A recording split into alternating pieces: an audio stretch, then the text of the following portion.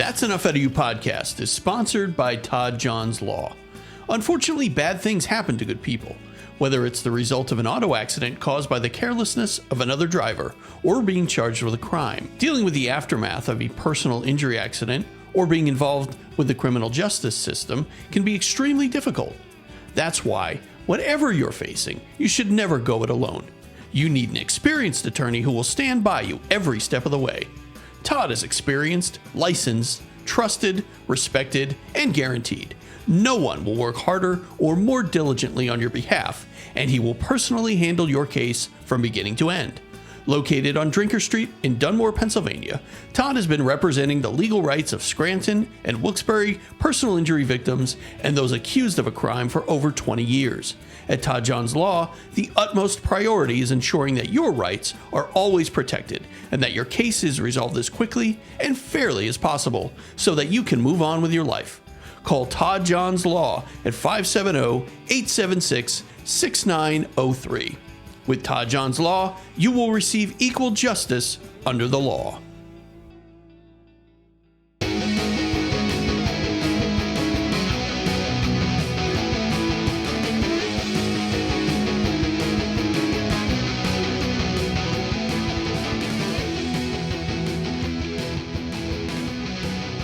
All right, That's Enough Out of You.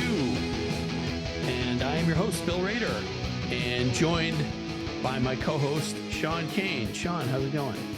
Billy Raids, how you doing, buddy? Doing all right today. I can't complain.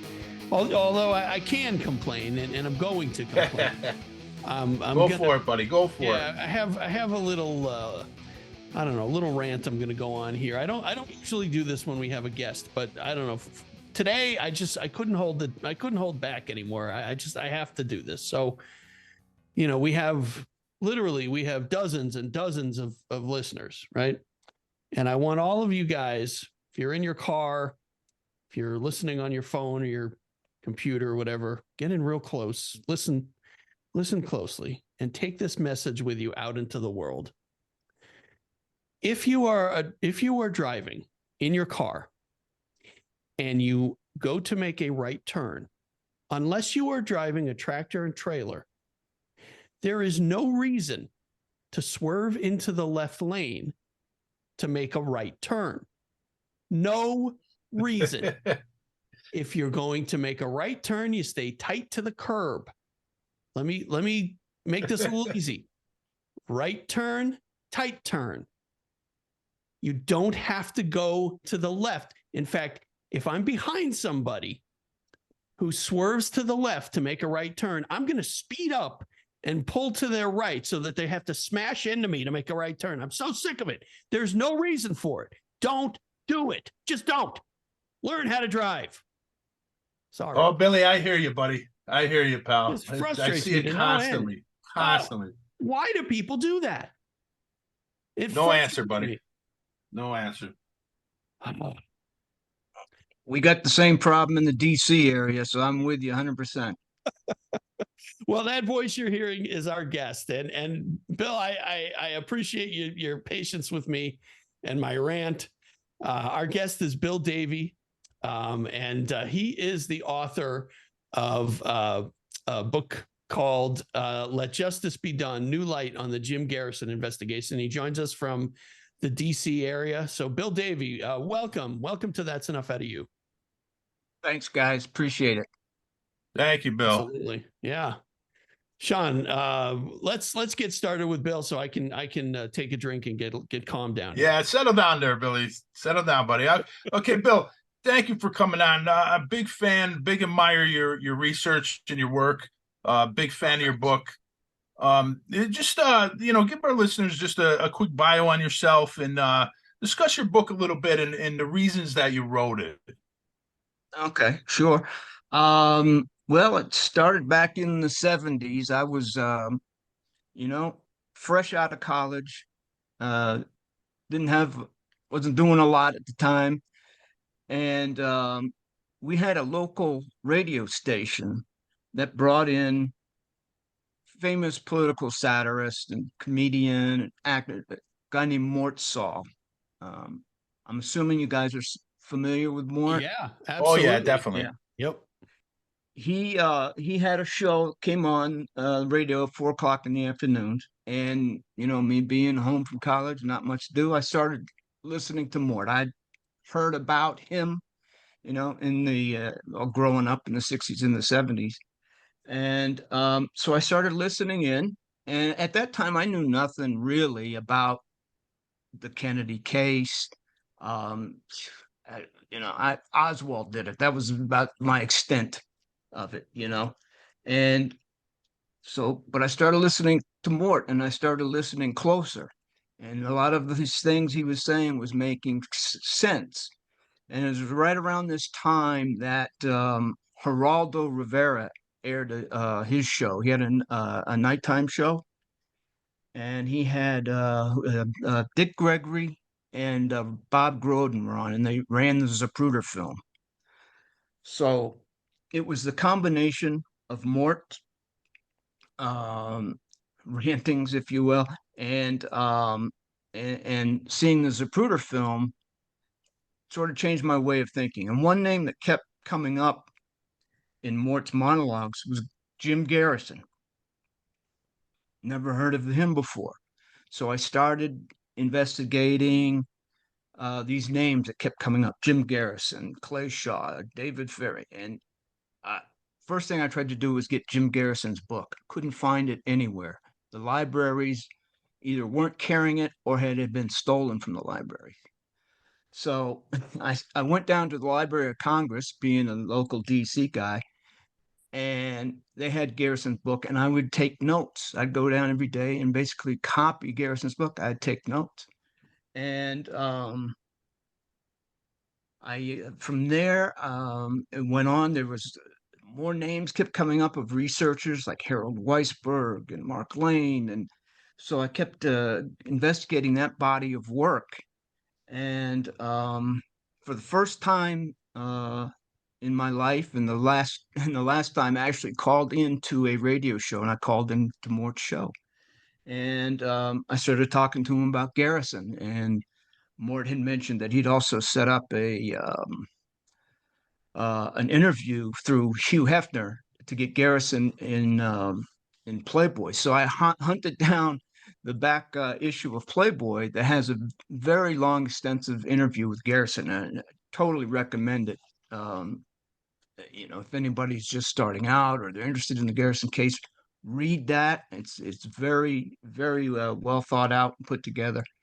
And his Garrison's thesis, if you will, um, made the most sense to me out of it, all the research that I had started doing then. And so it was the New Orleans facet of the case that really, started me getting more into the case.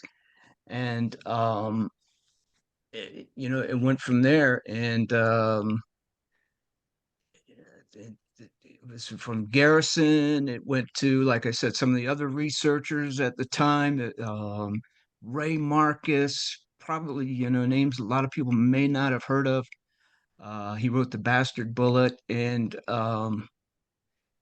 again, it was mainly the New Orleans aspect of the case. And from there, I found out there was a place called the Assassination Archives and Research Center. It was run by Bud Finsterwald in D.C., and they had a ton of Garrison work product, his materials from the investigation. So I was able to get some primary sources, his documents from the DA's office, and interviews and so forth. So it was really from there that everything sort of sprang. And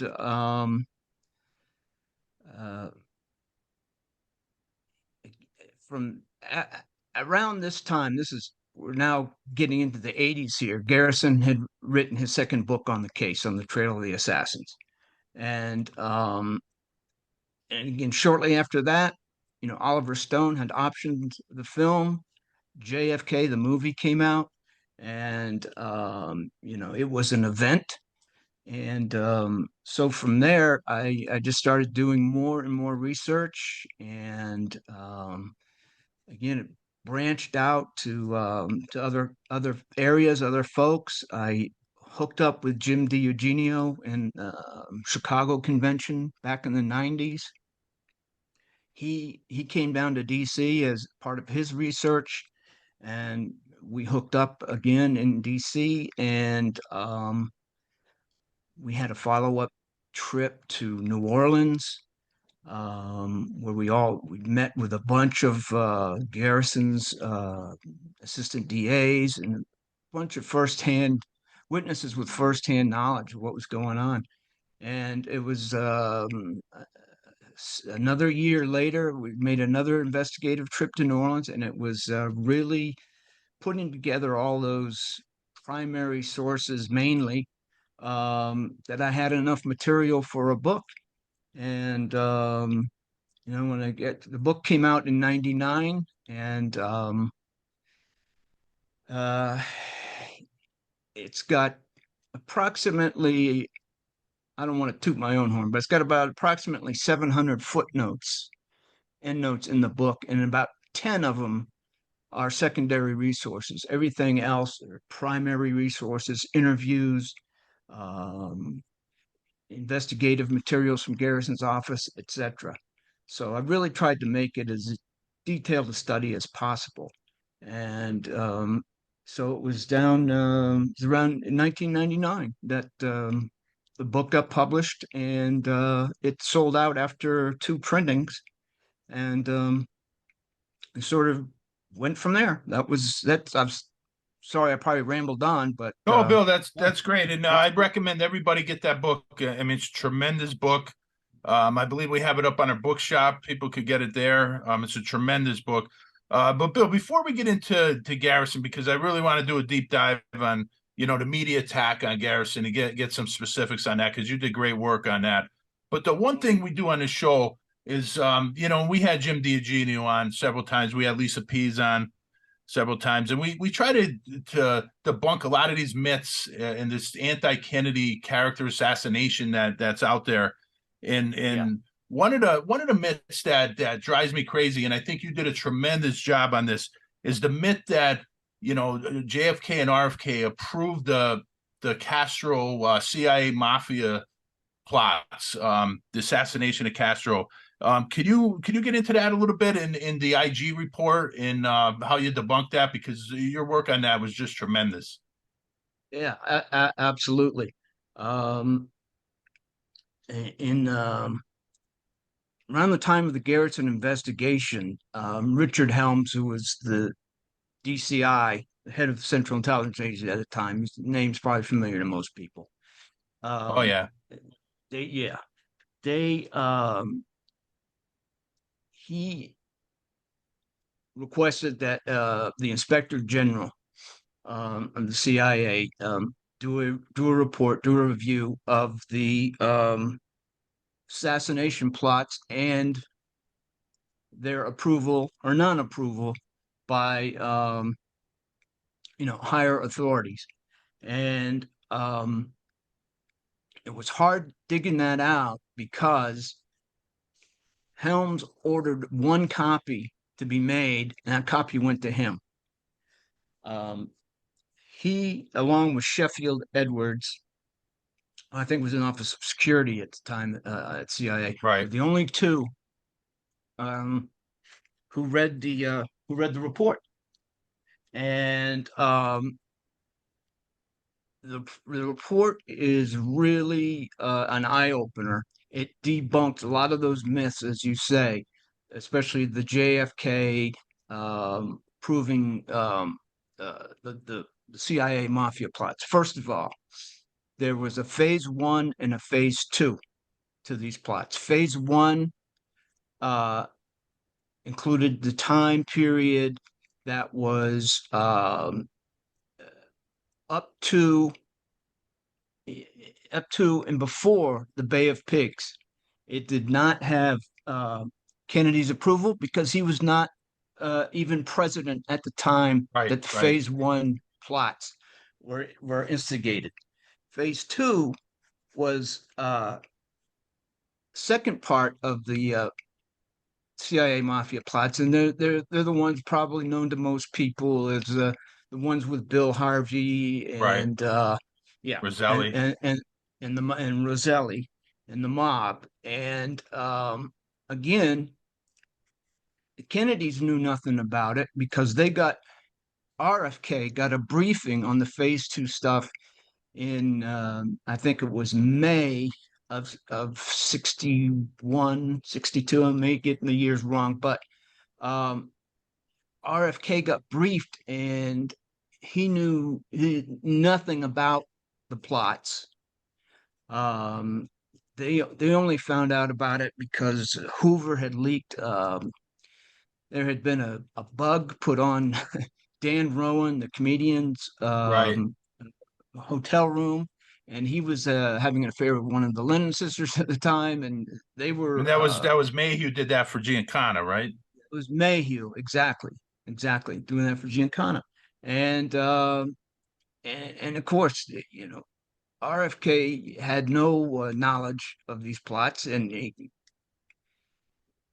the report it says, you can tell RFK when he gets mad, his jaw tightens up and everything. So, and he said to Helms, I believe, he said, "I trust if you ever try something like this again, you're going to you know, let your attorney general know about it and so forth."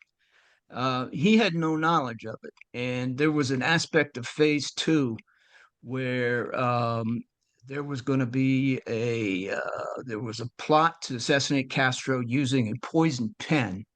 With a pen, it was laced with something called Blackleaf 40, I believe, and they were going to jab Castro with the poison pen.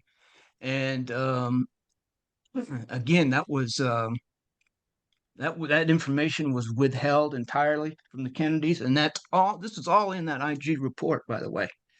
Right. So the approval, so-called approval from RFK or JFK, they say flat out in the IG report that there was no authorization from higher levels, RE, JFK, and RFK.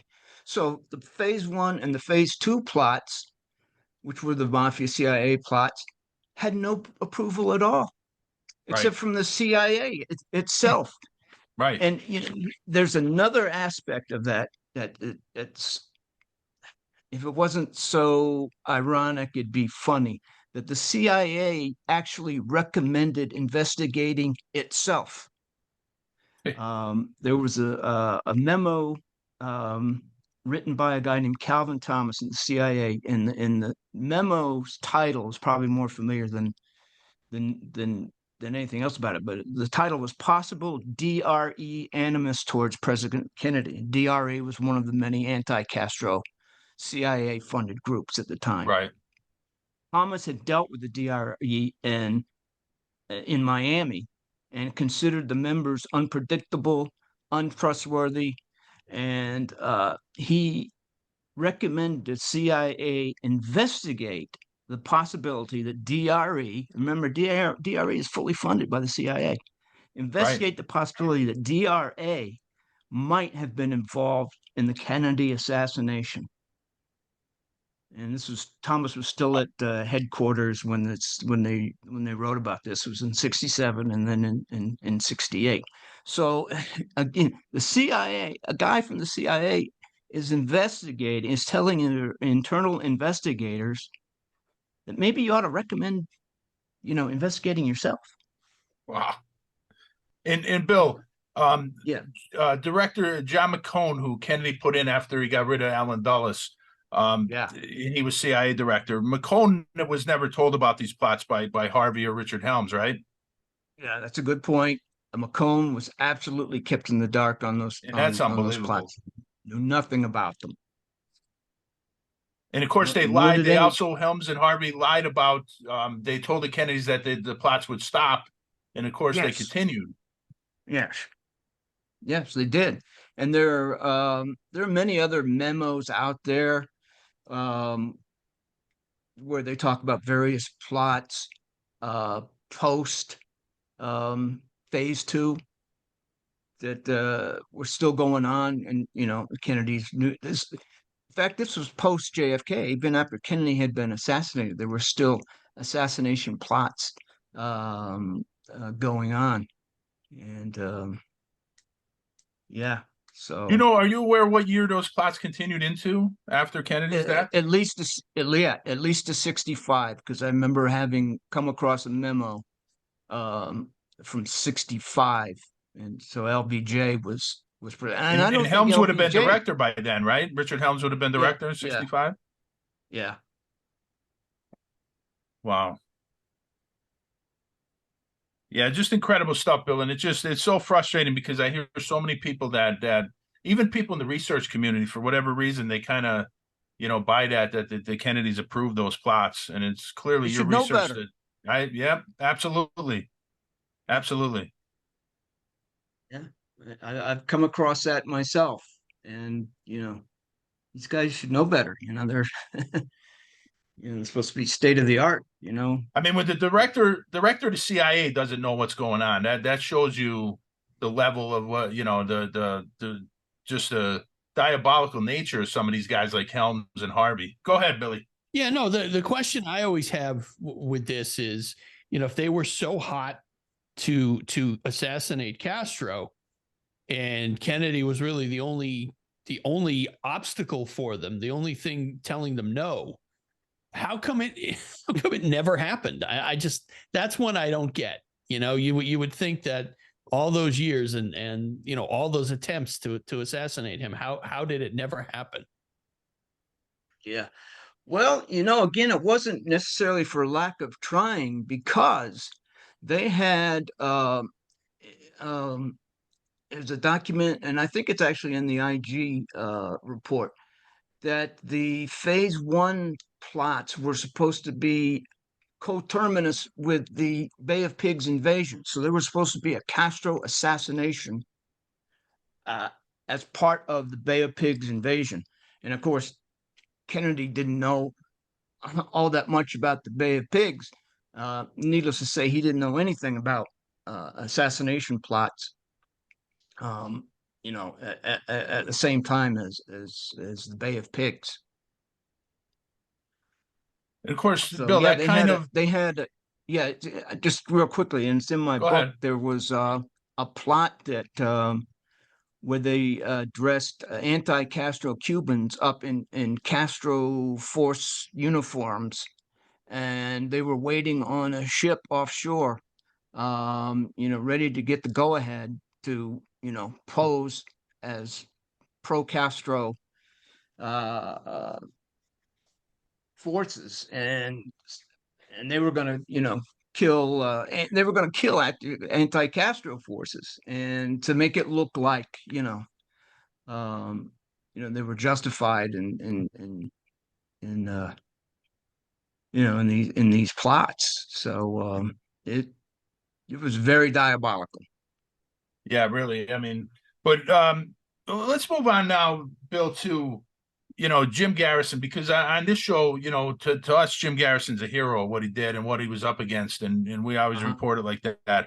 But you did a great job on the media attack on him, which was just absolutely brutal. And of course, the CIA was involved with that, with the Get Garrison group with Helms.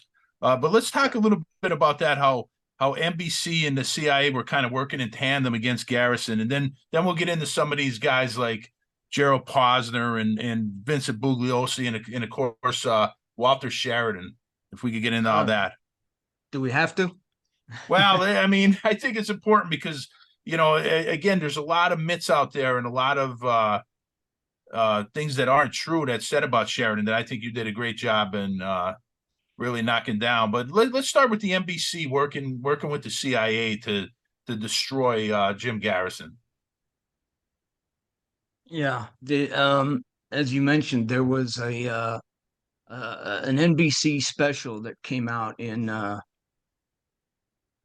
June of '67, and it was headed up by a guy named Walter Sheridan, who you look in his background, and he's got a resume with the CIA, NSA, And yes, he does have some legitimate journalistic references. But the fact is, he was a CIA guy. He was part of the Kennedy team, in that he and Bobby had worked together on the uh, on the the Get Jimmy Hoffa squad at that Right. time, and so RFK was sort of, I say, hoodwinked into believing that Sheridan was a credible source, and so again, it was headed up by Sheridan. They had there's a document out there where the CIA and NBC, it's between CIA and NBC, where they have orders from New York. So this was probably coming out of, this was coming out of New York with uh, the guy who headed NBC at the time. He was a ex-general, um, where the orders were specifically, quote, shoot him down, unquote. And they were talking about Garrison. So they had this 1 hour documentary, if you will, and where they laid out, they had some of Garrison's ex um, witnesses, they were basically ex-cons, and they were saying that Garrison was corrupt, that he was mobbed up, et cetera, et cetera. None of which proved to be true, and it was found to be, Garrison complained, and it was found to be so biased that the FCC granted Garrison equal time, which was pretty unheard of at that time. But yeah, they granted a Garrison equal time, so he did a half-hour rebuttal, which is still out there. It's out there on YouTube somewhere. You can find it. It's well worth checking out. And so, yeah, that was just one of many hit pieces. And we move over to another network, CBS, and Dan Rather was running a special, and it turns out that the local CBS guy in Dallas was an FBI informant. Eddie Barker was his name, and yep, there was in the document dump that came out in the wake of JFK. There was one where this Eddie Barker turns out to be an FBI informant, and he was informing J. Edgar of Garrison steps and everything that was happening on the CBS show. Wow. And And I don't Sheridan remember was what was AV. reporting to the CIA on Garrison, right? And giving them intel Yes, on Garrison. yeah, you're right. It was all, eventually landing up in one spot, Right. in Langley or whatever. Yeah. So that was part of the CIA's mass media approach, where they had set up a Garrison desk, and they issued I think 10 documents came out of this Garrison desk, and they're numbered accordingly. Garrison memo number 1, number 2, etc. Well, on Bill, a question on Sheridan. When you're talking, a lot of reports on they report that Walter Sheridan and RFK were so close as friends and stuff. What was the real relationship like? Really, how close were they? I mean, obviously he had his intel background, and that's where his loyalty was. But how close was Sheridan and RFK really? Uh, Not very in my research that I've done, and I'll Right. admit I haven't done a whole lot on that Sheridan RFK aspect, but I found that their relationship was cool, to say the least. Mm-hmm. Yeah. it wasn't like they were close, tight buddies, part of that Kennedy inner circle. Right. And that's the way it's reported, though, a lot of times. Like, there's a Oh lot of yeah. stuff I read, and that's, and that, I think a lot of that has to do to hide the real intent in Sheridan's connections to the intelligence community. Yes, absolutely. Um, and then one of the things that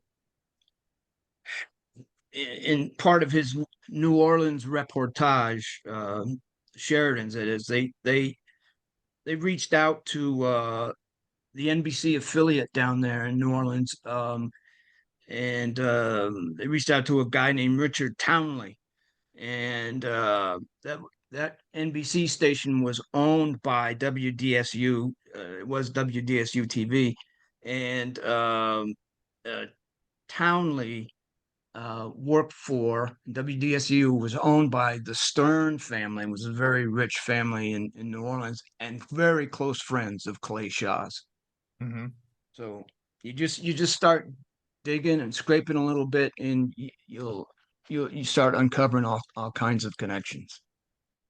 Yeah, you just put two and two together. Let's get to another despicable character that drives me crazy, but Gerald Posner. A lot of disinformation, and he's wheeled out in the media. The mainstream media parades him as, the expert on the case, which is unbelievable. He writes the book Case Closed, and he didn't even look at any of the documents that were released after the JFK movie and the AARB.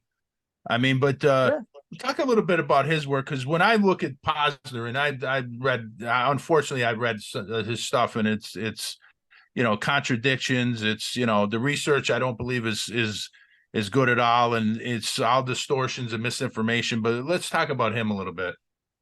Yeah, I remember I wrote a review of one of his articles. I think it was in the New York Times, and as part of, and I found his research to be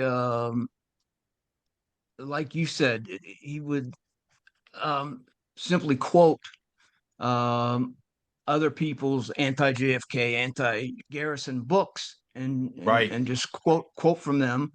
And then when I asked, he had apparently had a long interview with Perry Raymond Russo, one of Garrison's, I want to say, chief witnesses in the Shaw trial. Right. Um, I spent 2 days with Perry Russo, and he told me none of that stuff that Posner had told him that Posner had written, rather, was just not true.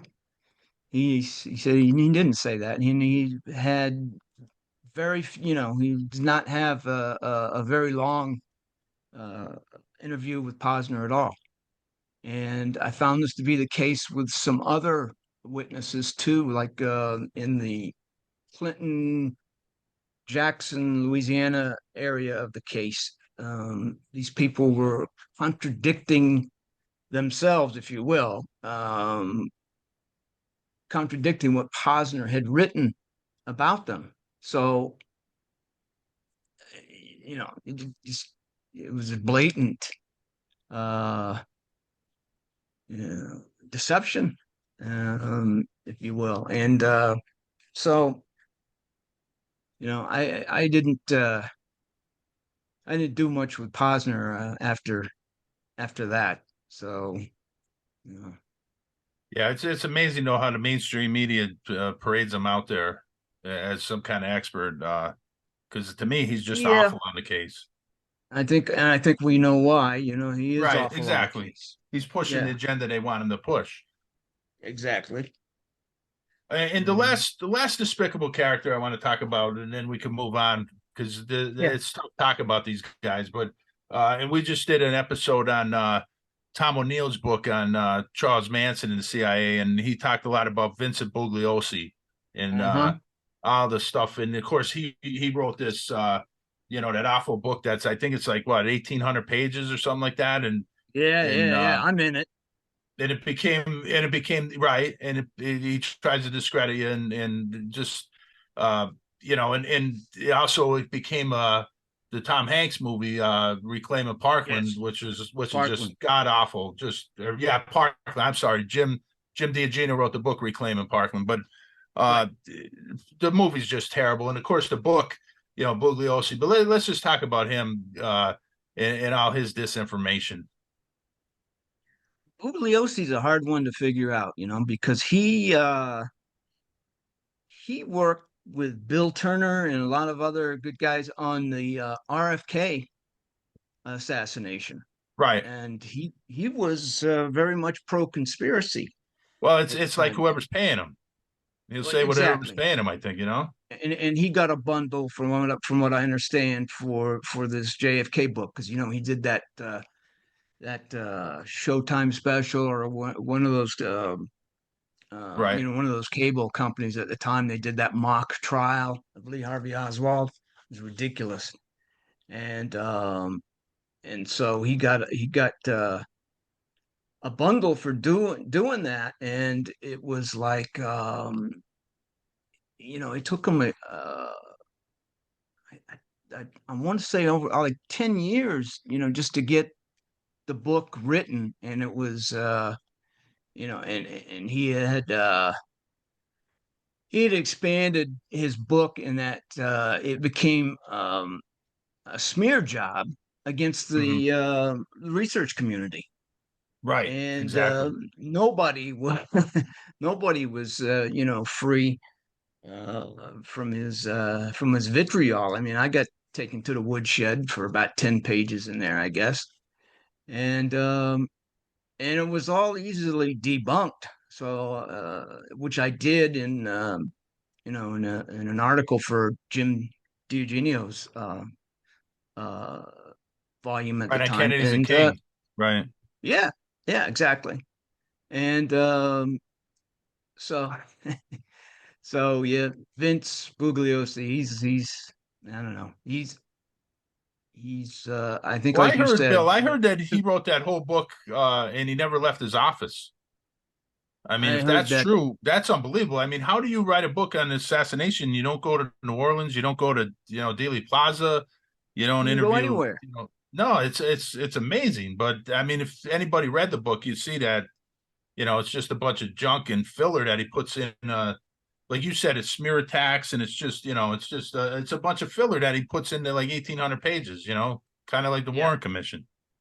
yeah, and and who's gonna sit down and read that when you've got like you said, I think it was 1,800 pages, and then Yeah. you've got a CD, Right. filled with another couple thousand pages or something. And Right. what are you going to do? Have your laptop next to you and this monstrous tome, on your other hand, and I was surprised that the publisher went ahead and published it, but you can draw your own conclusions from that. So let's move on from these characters that I like to call jackals, and let's Yeah, get into the Garrison. Well, we'll get into the Garrison case, but let's talk about the church committee and the House Select Committee. One of the things you did great work on is Wendell Roach of the INS. Just some fascinating stuff that he said, and let's get into Wendell Roach a little bit.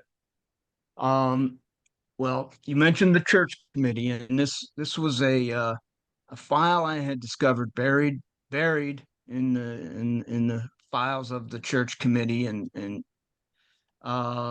there was a document. Now, the church committee was set up to mainly investigate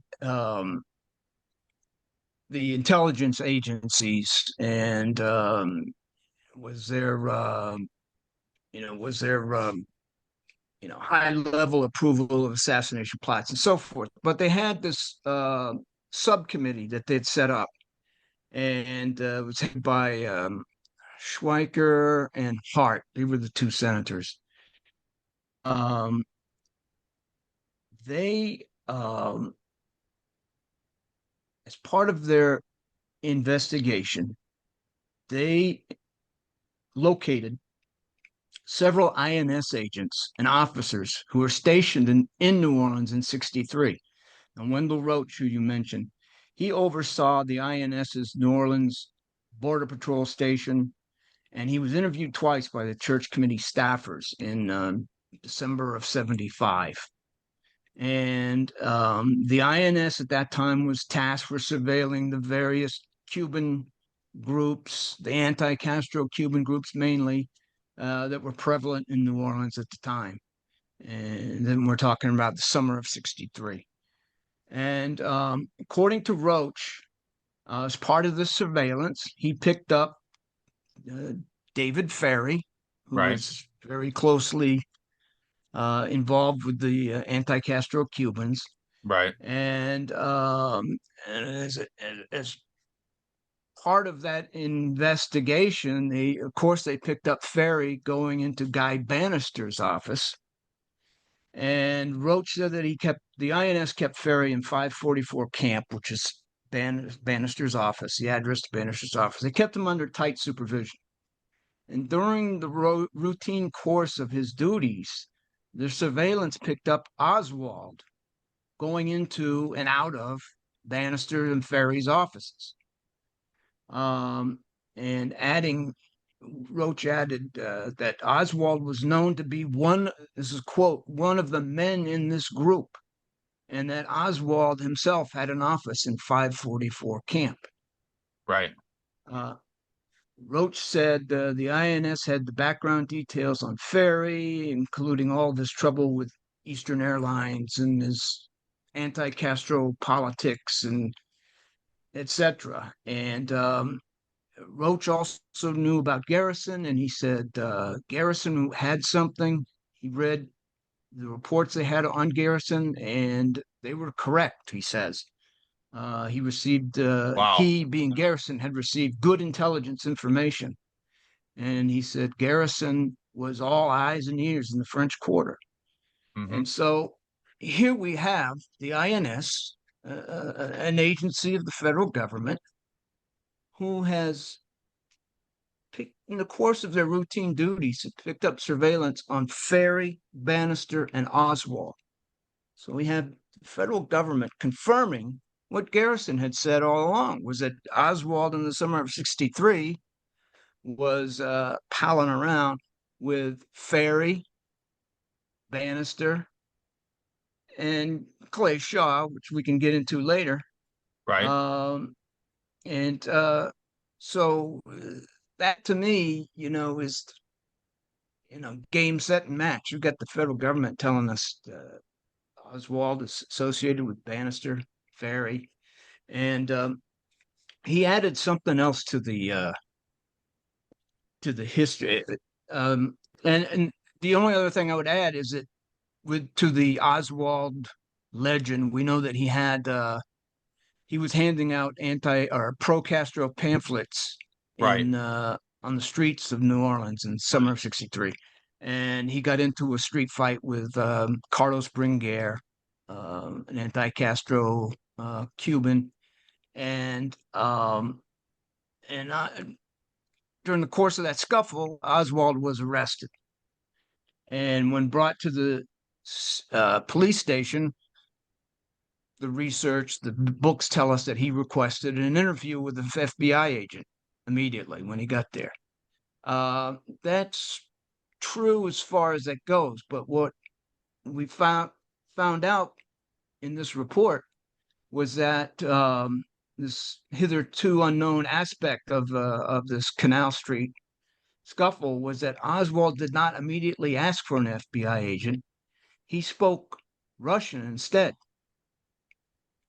So when they brought him in, he was speaking Russian. They didn't know what to do with him, so they called in the INS. And Wendell Roach's partner, this guy named Ron Smith, immediately recognized Oswald, informed the New Orleans police that Oswald was in fact an American. And once he realized the jig was up, Oswald switched back to English and then proceeded to make that request to speak to the FBI. Schweiker's staff also talked to Smith, who confirmed every aspect of Roach's story. Amazing. So,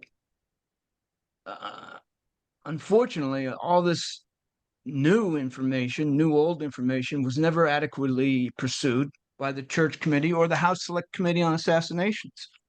There was no follow up. In fact, when Schweiker's staff finally caught up with Roach, he said to them, "I've been waiting 12 years to talk to you guys about this." So we've got unequivocal evidence of this Oswald Ferry Bannister nexus from the U.S. government's own surveillance. And yeah, now we know, we pretty much know what we know, that what Oswald was up to in the summer of '63. Right. And Bill, it kind of pretty much it proves that Oswald was agent provocateur and not, a true communist, where he's hanging out with, Bannister, Ferry, and Shah, who are anti-communist. So it kind of goes to the thing where this is what Oswald was doing, and this is proof.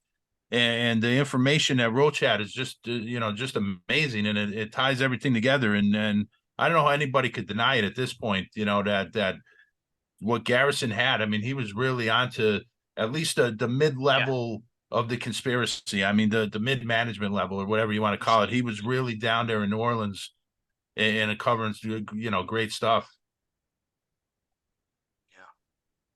Another name I want to bring up. The frustrating thing about this is that there was absolutely no follow up by Right. the House Select Committee and you see this a lot. Sure.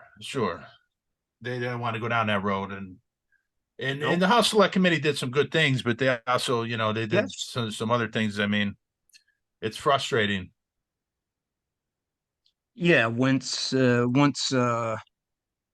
God, who was the once Tannenbaum and Tannenbaum left, right, and the other guy, I can't think of his name right now, but once they left and Blakely took over, it kind of went in a different direction. yes, exactly. G. Robert Blakey, yeah. Right. We talked to one of his investigators, and he said if the guy's name wasn't Italian, if it didn't end in an I or an A, he didn't want to talk to him.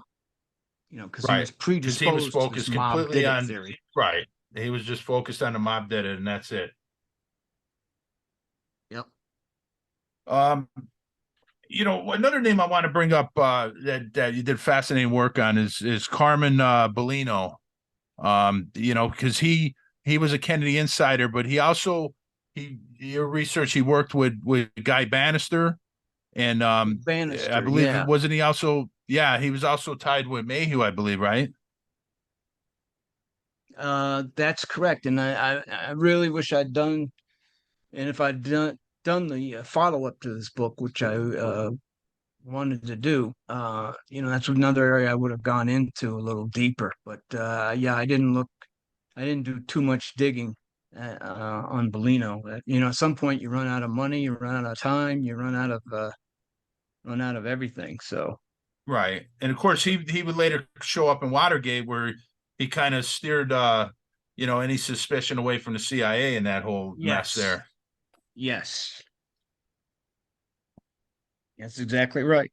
I want to get into Garrison, but one thing, you mentioned there that Blakely went down this mob did it, that they were the masterminds behind this. Could we kind of just eliminate that myth? Because we did that several times. We had Jim D'Eugenio on, and any mob involvement, they would have been, kind of subservient to the CIA, as far as like Roselli and Trafficante and them. They were working for the Absolutely. CIA. Absolutely. So, and as far as Marcello goes, um, he he was well, let's see. He was at some point he was suffering from dementia, and Right. he didn't quite all have his marbles, but um, Marcello and um, geez, Trafficante. those guys. They, I mean, they were all pretty much eliminated as a suspect. I talked to Hmm. the guy who ran the Brylab case, and the Brylab stands for bribery and I forget what else, but there was the U.S. Attorney's Office was running this Brylab investigation on Marcello Trafficante, etc. And I talked to the U.S. Attorney John Voles, who, as it turns out, was one of Garrison's assistant DAs, and he confirmed to me. He said there was nothing. He they had they had taps on Marcello, and he Right. confirmed to me that Marcello there was nothing.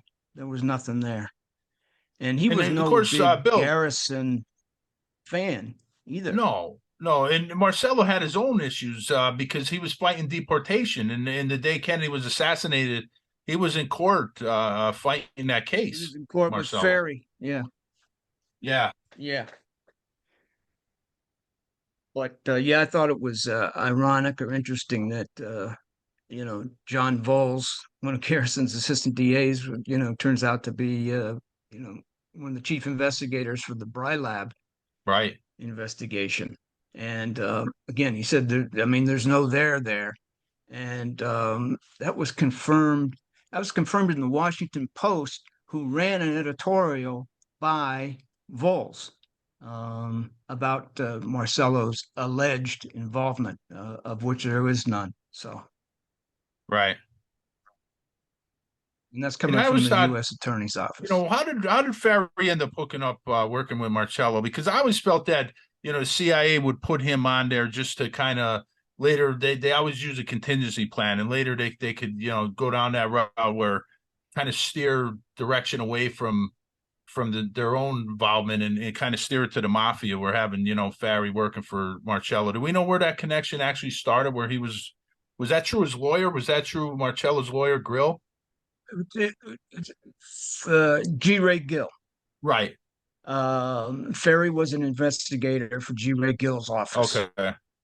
And he didn't work for Marcello, if you want to look, Right. and get technical about it. He didn't work for Marcello. He worked for No, G. he Ray worked for Gill. right.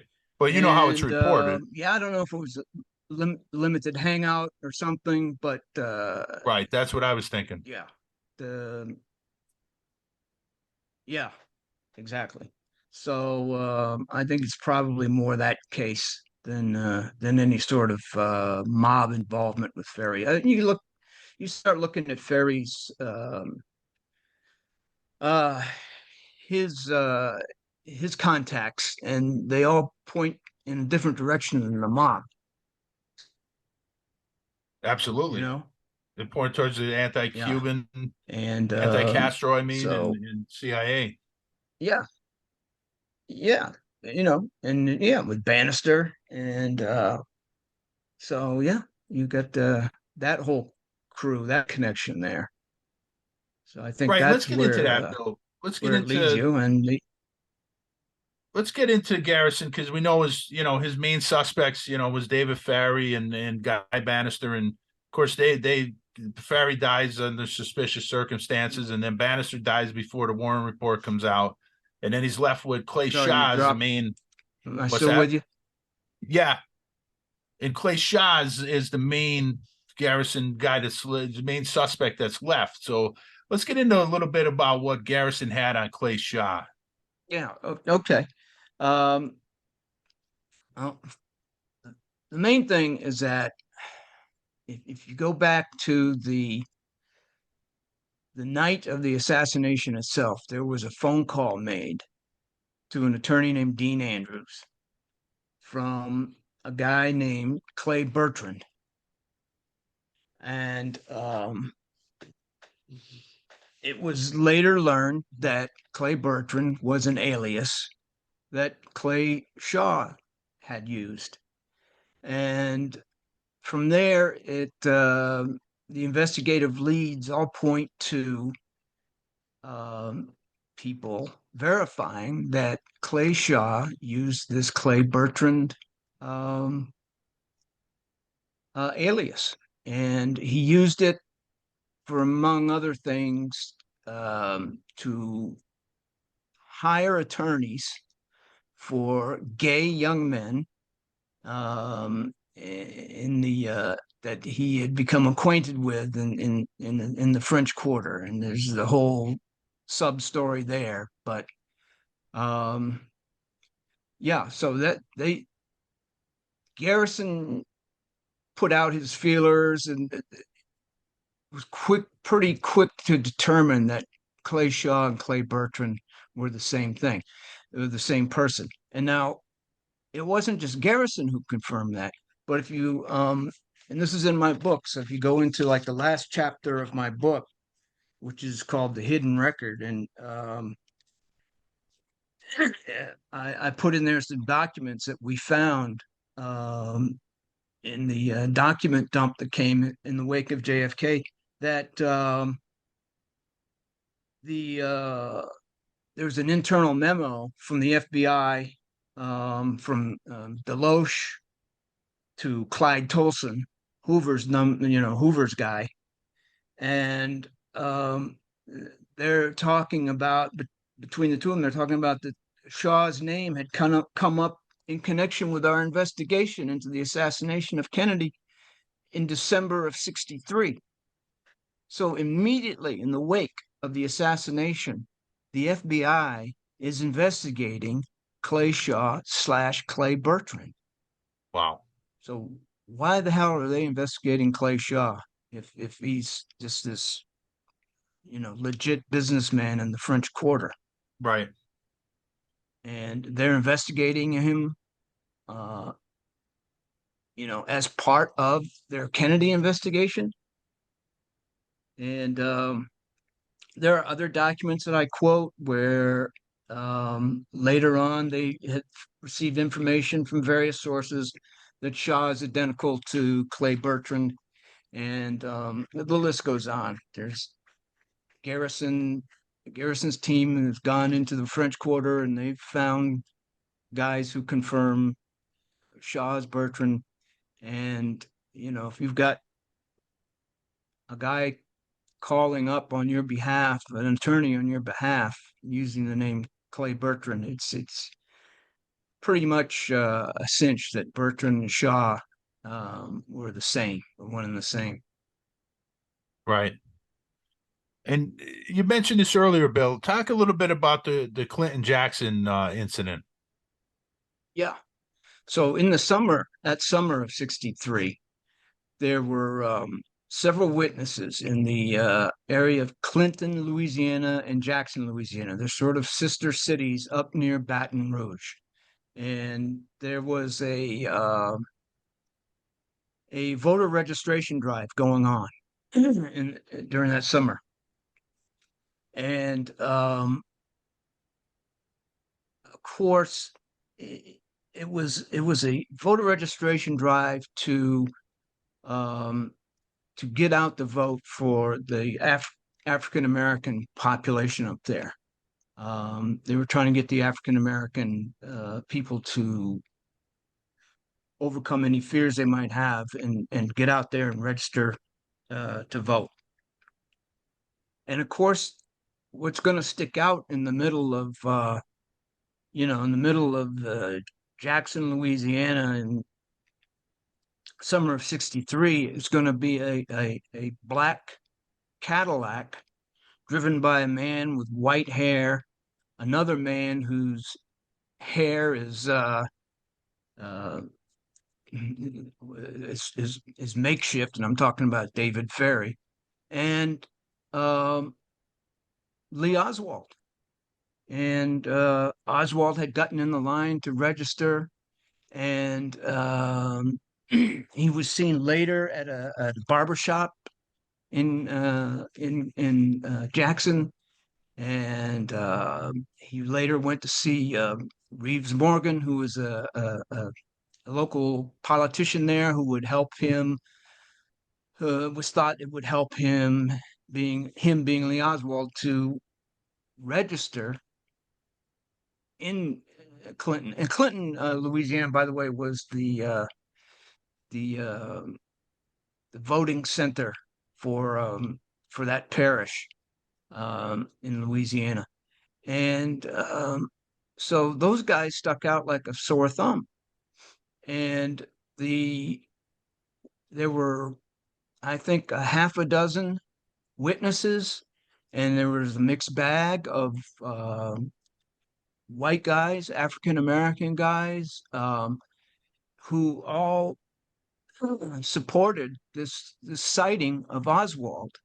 And there was a second day in this trip. There was a follow up visit to the East Louisiana State Hospital, which was a mental hospital in Jackson. And Oswald goes there to apply for a job. And his job application, they never did find, but they found two employees of the state hospital who had seen Oswald, verified that he was there, and the House Select Committee and the jurors at the Shaw trial all said that of all the witnesses, the Clinton Jackson witnesses were the most credible that they had seen. And so now we've got, and in fact, the local sheriff went up to the driver of the car, who was Clay Shaw, and asked them, what they were doing there, et cetera, et cetera. And Shaw flashed his driver's license. So the sheriff knew who he was. And so you've got Shaw, Ferry, and Oswald, all being cited by credible witnesses in the Jackson Clinton area. And it's just another nail in the coffin, if you will, that put these guys together. Now I'll tell you something else that ties Shaw and Ferry and Bannister together. Was I had interviewed one of Bannister's operatives, a guy named Joe Newborough. We spoke for about 5 hours in this restaurant in New Orleans, and he had told me that he had come into Bannister's office with Ferry, and Bannister said to Newborough, "Hey, call the Trade Center and get Clay Shaw on the phone, will you?" And Newborough picked up the phone, dialed the International Trade Center where Clay Shaw was the manager, and he got Shaw on the phone and handed the phone to Bannister, whereupon Bannister and Shaw apparently carried on this conversation, as if they were quite well known. So that was another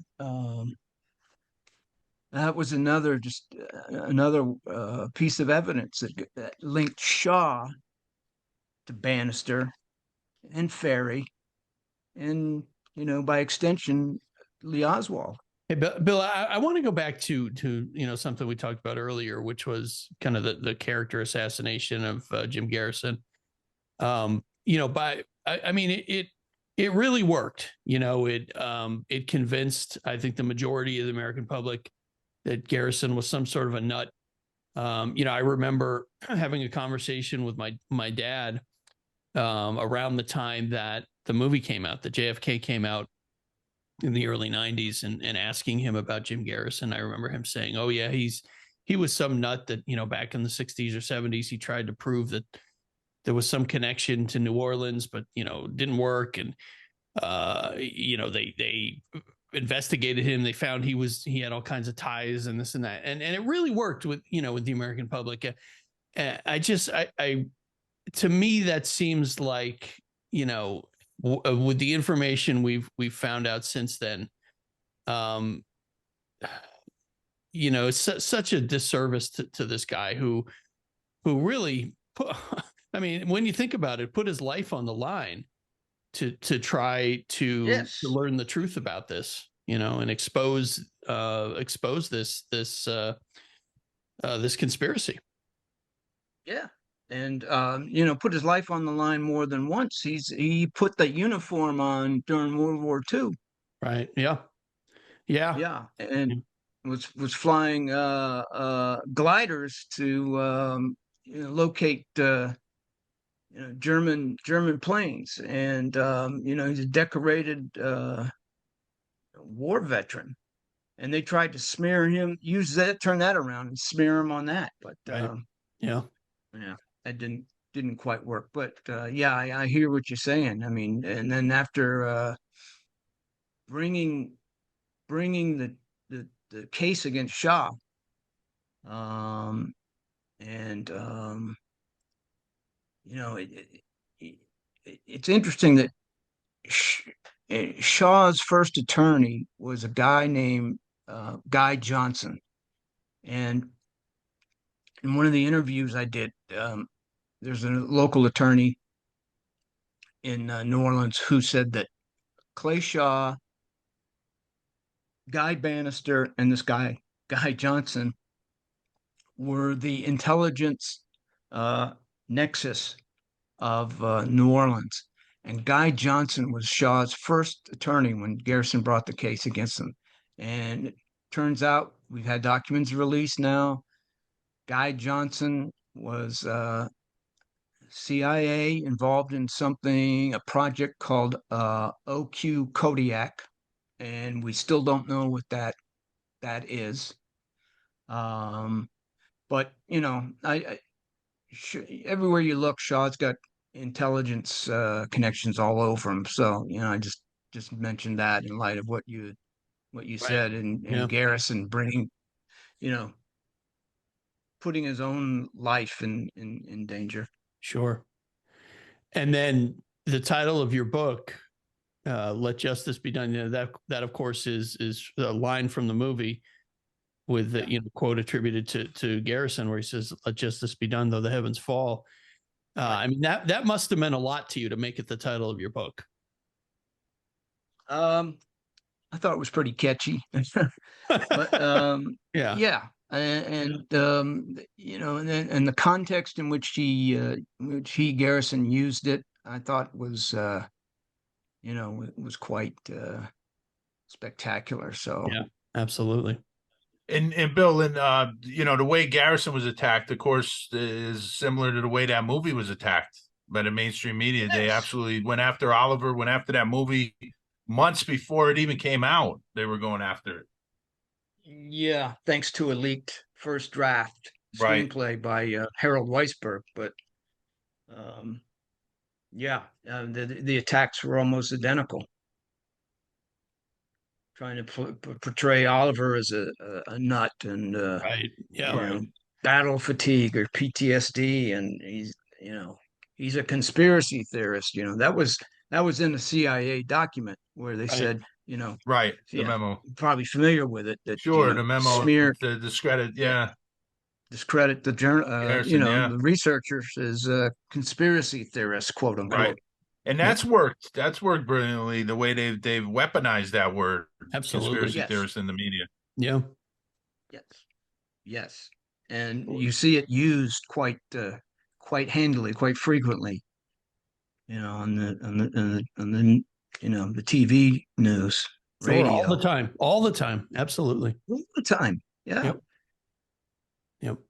One of the things, Bill, that when you know, we got back here on the media attacks and stuff, that I forgot to ask you earlier about that Jacko Posner, the New Orleans DA that took over after Garrison, Harry Connick. Harry You Connick know, he Senior. said Yeah. that, yeah, senior. He said that representatives, you know, of the government will would be only ones that are allowed to review any of the documents. Yeah. But yet Posner was invited to review them, Yeah. correct? Like I that remember. I kind of think I tells wrote. me, like, where's his funding coming from? Is he I think I representing wrote. the government? Yeah, that's what I said. That's what I wrote in my review. I said, "Does Posner qualify under this criteria?" Right. Yeah. I mean, that's amazing. Yeah. Yeah. That's funny. You picked up on that too. Yeah. That was. Yeah. Posner gets you know, unfettered access to all these documents. Nobody else has. Well, Billy, you got any more questions for Bill? No, Because I I know don't. we've had Yeah. we took up a lot of your time here, Bill. But one last thing, I just want to know: are you working on a new book now?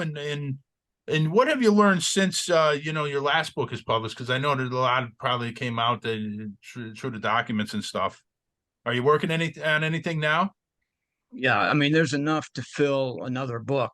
So I was working with the guy over at Feral House Publishers, and unfortunately, he passed away from a stroke while we were in the midst of negotiations. So the project kind of died from there. Uh, so haven't really tackled it seriously since then. But as you can see, there's quite a bit of new information that I looked into the files, the internal files of the ARRB, and found there to be a fairly decent gold mine of new material from their own internal files. Right. That would have made up a good part of the book, but we'll see. Well, is there anything that you want to mention, Bill, that we didn't cover today? Anything that's key that we left out? I know there's a ton of information, but I'm sure I'll think of something later tonight. yeah, I hear you. Well, one last thing, Yeah, Bill. yeah, What are the thing on Garrison? The thing they smear him about is, and we brought this up a little bit before, but if we could go into a little bit more, how they talk mm, about Garrison was mobbed up, and they talk yeah, about how he met with Johnny Roselli, but of course it kind of makes yeah. sense that he would meet with Johnny Roselli. That's Could you talk exactly a little right. bit about that smear? If I was investigating the case, I'd be talking to Roselli too. Exactly, exactly. Yeah, and yeah, that was used to smear Garrison in uh, I think I mean, we know the church committee some talked to Roselli. yeah, exactly.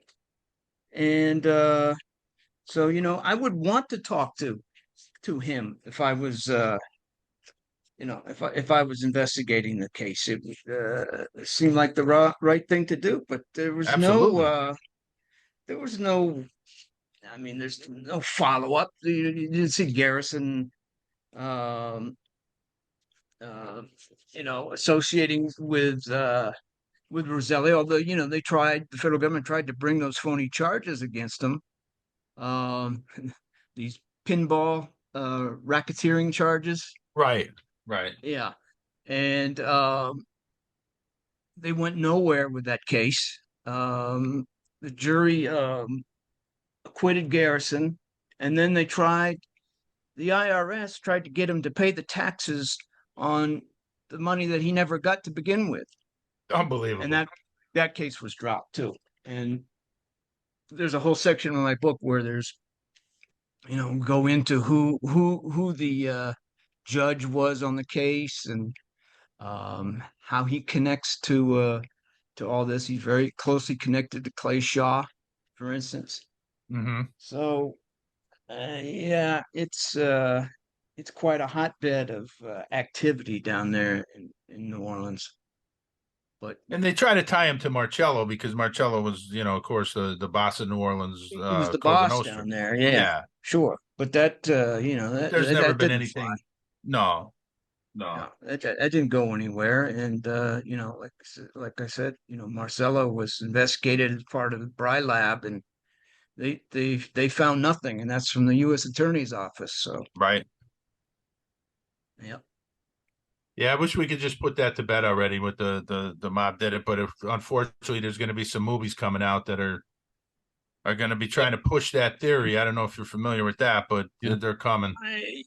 I heard something that there was a mob did it, Yeah, the kind of one Al Pacino's doing one with Al that Pacino. Yeah, yeah, yeah, yeah. it's based Yeah, on that complete lie that the mob rigged the election for Kennedy, which is kind of funny when you think about it, like why they would help him. But we had Jim D'Eugenio right. on to totally debunk that. But that's what that's going to be based on, and there might even be. I'm hearing there's another one in the works on Marcello being a mastermind behind that JFK and Martin Luther King, and they're going to be pushing that, and I don't know. I mean, it's just ridiculous when you look into all that.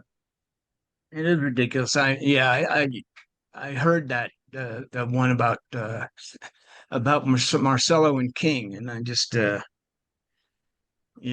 just have to shake your head. Didn't you do a review, Bill, on the book Ultimate Sacrifice? Didn't you do a review on Kennedy and King on that book? Or am I thinking about somebody else? Um, You're familiar must with have the been book, right? somebody else. I know. Okay. I talked about it on Okay. I think Black Op Radio actually. That's maybe where I Yeah. heard it then, because I What? listen to that every week. Uh-huh. Yeah. But that book could easily be Um, discredited. I mean, that, because it pushes the theory that, the Kennedys were pushing an invasion of Cuba. And that's ridiculous when you think about it. When you look at all the people who were not in the loop, according to this theory, Right. McNamara and Bundy. and then and then some low life like Jack Ruby knows all about it. Yeah, it's ridiculous. It is just on the face of it, but it's getting getting a lot of play in the media. At least it was. And of course, if you believe that and you wanted, the mob wanted to get back into Cuba, and why would they not just wait for the invasion if that was the case? Why, take Exactly. Kennedy out and not wait for the invasion? It makes no sense. Just from a logic standpoint, it absolutely Right. makes no sense. Yeah. Well, all right, Bill, we've taken up a lot of your time here, and we appreciate it. This is great stuff, and like I said before, I'm a big admirer of your research and the great stuff you uncovered, and I could probably speak for Billy on this one. We think Jim Garrison, there should be a statue for Jim Garrison. Yep. Put it down in New Orleans or put it in D.C., but there should be a statue for the work he did. And I might tear it down. Yeah. Yeah. Well, I appreciate it, guys, and it was no problem with the time. It's my pleasure. All right. All right. Thank you, Bill. Yeah, thank you so much. Thank you, guys. All right. That's Enough Out of You podcast is executive produced and written by Bill Rader and Sean Kane and edited by Bill Rader. The That's Enough Out of You podcast and logo are exclusive property of Bags of Chicken, LLC. Any rebroadcast, retransmission, or accounts of this podcast without the express written consent of Bags of Chicken, LLC is prohibited. So don't even try it.